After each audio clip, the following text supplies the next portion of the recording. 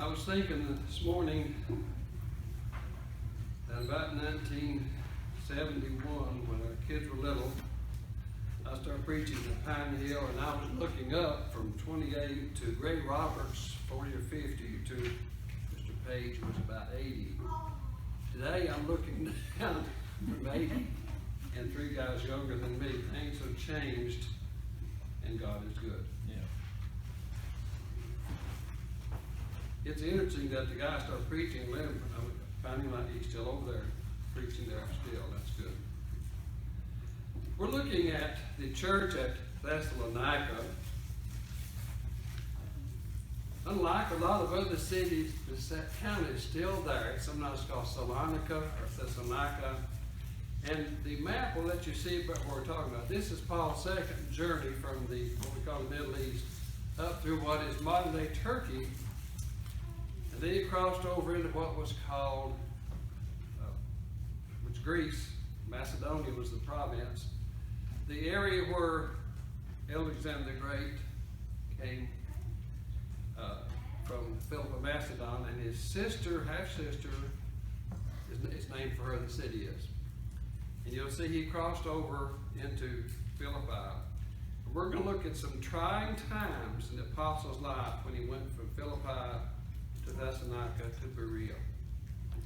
In the middle of that, he preached only 3 weeks and left a church. Can you imagine that? If I can't change this to open, I'll have you help me, okay? Let's see.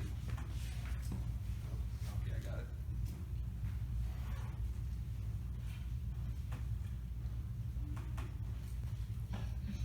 Yeah, these are some notes I'll share with you, and maybe we'll cover most of these.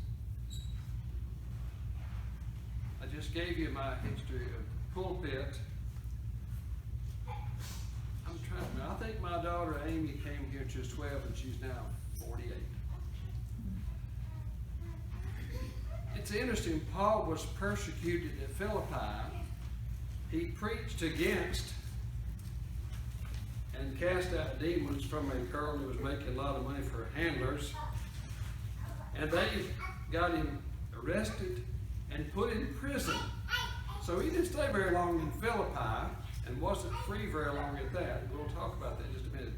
But we find that he and his companion were praying and singing at midnight, and then the Lord brought an earthquake and opened the doors and freed all the people, and the Apostle Paul told him, "Don't hurt yourself, we're all here." But when they wanted to lead him out, the leaders of the city wanted to go out privately. He said, "You're not going to do that. I came in here as a man," and he made them escort him out of town. Being a Roman citizen, he could choose to do that. But he soon left and went to Thessalonica. Now, the Apostle Paul traveled nearly 10,000 miles in his journeys, and over half of that walking. Some of these walks were like the Lord, as much as 20 or 30 miles. And any of y'all walk that much in a day?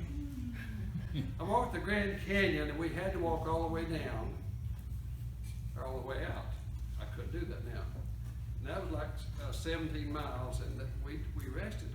My daughter went with me, and 30 years younger, she wore me completely in the ground. I was too old. At any rate, the Apostle Paul suffered a lot.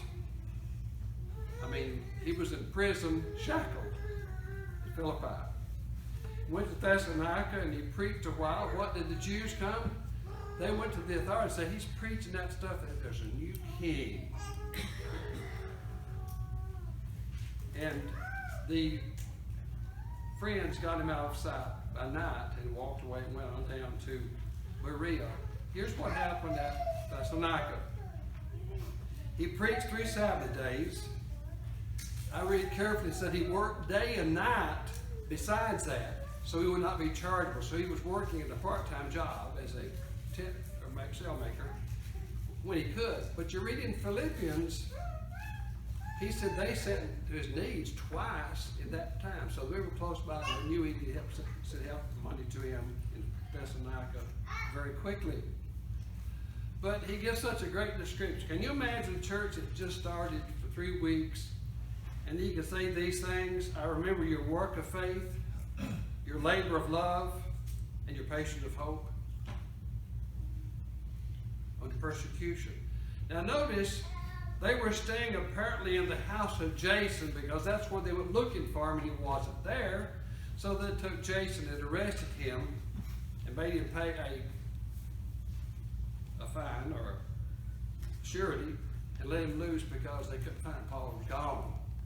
I believe that's where they were staying, and that's why they went to find him. Okay.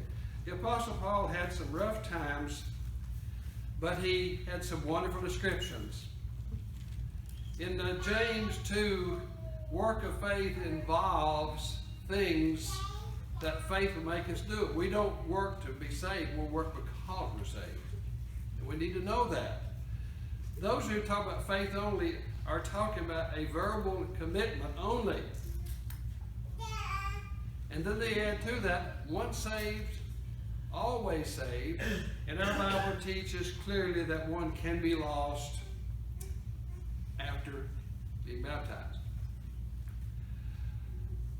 Somebody said, you know, there's few people who sat down on the bank of baptism and that's where they stopped. Let's hope that we go on beyond. I know some people who promised their family they'd be baptized, and they went from 30 to 40 to 50 to 60 to 70, 80, and we buried them, and they never were. We don't know how long we're going to live. The Apostle Paul worked a short time and set up a church. But remember, there was Paul and Silas and Timothy and Luke. Paul didn't go on any of his journeys by himself except maybe to Jerusalem for a feast and in the prison room. He had company. All the missionaries I've talked to said it's better if 2 or 3 families go together, if not for the men, for the wives and the children. And that it's more effective that way. But James tells us, you know, I'll show you my faith by my works. And he's not saying that's what saved him. He says the faith will lead us to do it. It'll cause us to do that. And so Christians ought to be busy doing the work of the Lord. The labor of love is discussing the fact that they content to listen to him. Churches where the members work and bring people in. And by the way, preachers do not bring people in as much as individuals do. I've been worried for years about preachers bragging about how many people they baptized. That is not good church business. Because he did not go out and bring them in. He may have baptized them. He did not bring them and convert them, their husbands and wives and members of the family. I remember at the Oak Grove Church where I was brought up, I remember at least 2 families where 20 or 30 years later, a wife finally converted husband. I can tell you names of those people. They're now deceased. But they brought them to the Lord. Women are much better at bringing husbands than vice versa. I believe that's true. Just my observation. At any rate, the labor of love, that's what our Christianity ought to be. We ought to love doing things, even under difficult times. And that's when it's the hardest, isn't it? But when the Lord talks about praying without ceasing and all those good things. Our whole life should be a labor of love. Taking care of children, caring for our neighbors, knowing our neighbors, which some of us don't. I go down the road and it's named Henson Road because of my grandfather. But I don't know all the people on the road, and they're just 15 families. That's my fault. I probably knew some of the grandparents.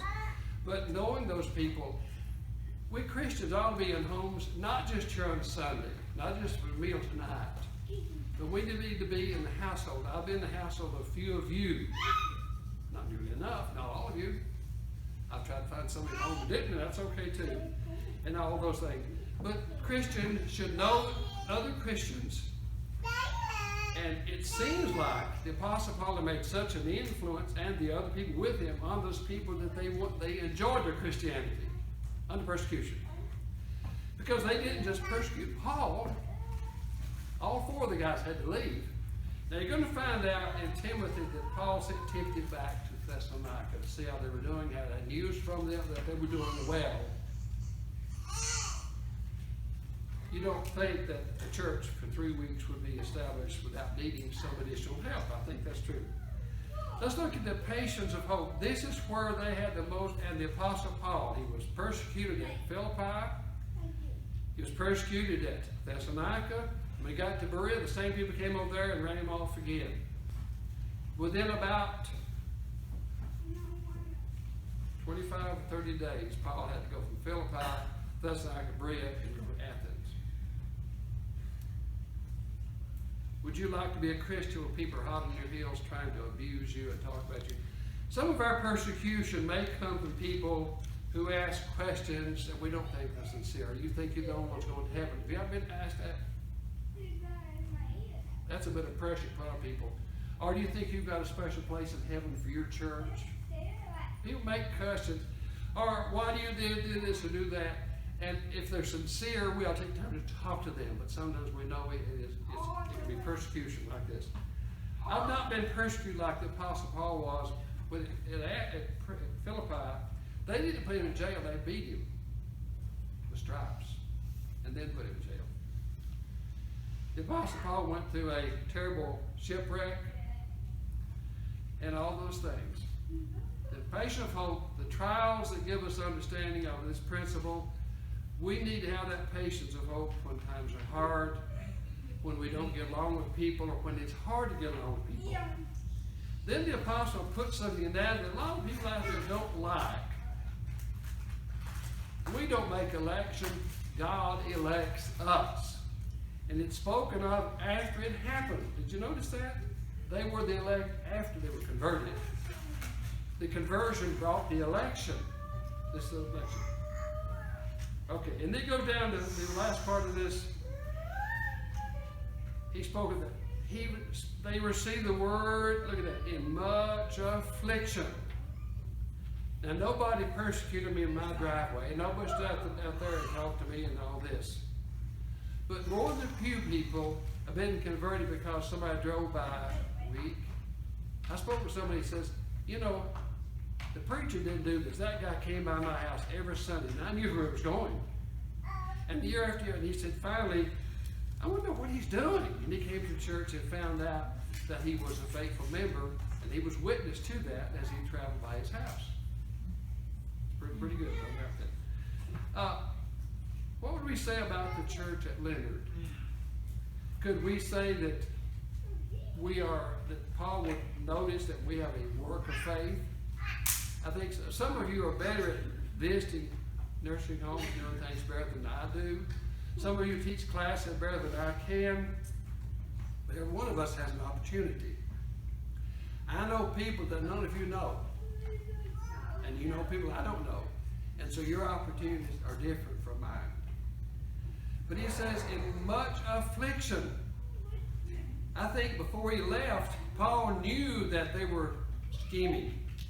But you know what the problem was? Paul was a Jew too. That's why he could get in the synagogue and why he could teach. This question, do you think I could go up and preach in a Baptist or Methodist church today? Not likely. In Memphis, where we used to live, I worked and we were on a softball team that I was watching because I was very good at it. And the guy says, we'll just have you preach our church on Sunday. But I didn't get the invitation, just the mention of it. And I figured if I went there, he said, where are you from? If I said, where from? You can sit in the back, but you can't preach. I'm sure that was the case. The Apostle Paul, being a Jew, had access. And he preached in the synagogues. Can you imagine that? And that's why some of the Jews hated him, because they didn't believe in Jesus. And most Jews today do not believe in Jesus as the Son of God, or they'd be Christians. Today, if you're not a Christian, we've talked about people who became Christians probably the first time they heard the gospel. And they might have heard it 3 or 4 times in those kind of weeks. And then they were sort of on their own. Today, if you're not a Christian, you and I don't know what tomorrow brings. 2 years ago, I could walk better than I can today. I look back, and if you're not a Christian, we want to encourage you this very day give serious consideration. Now, I noticed this in the church in Glasgow, Scotland. The girl about 28 came as Christian, says, Mama cannot walk down in front of all those people. Does she have to? And I said, can Mama come when there's 2 or 3 of us? And she did. And she confessed her faith to those few people, and she was baptized. We've had things like that happen here. At other places, it doesn't take 100 people. It doesn't even take 10. Would you come and sing together?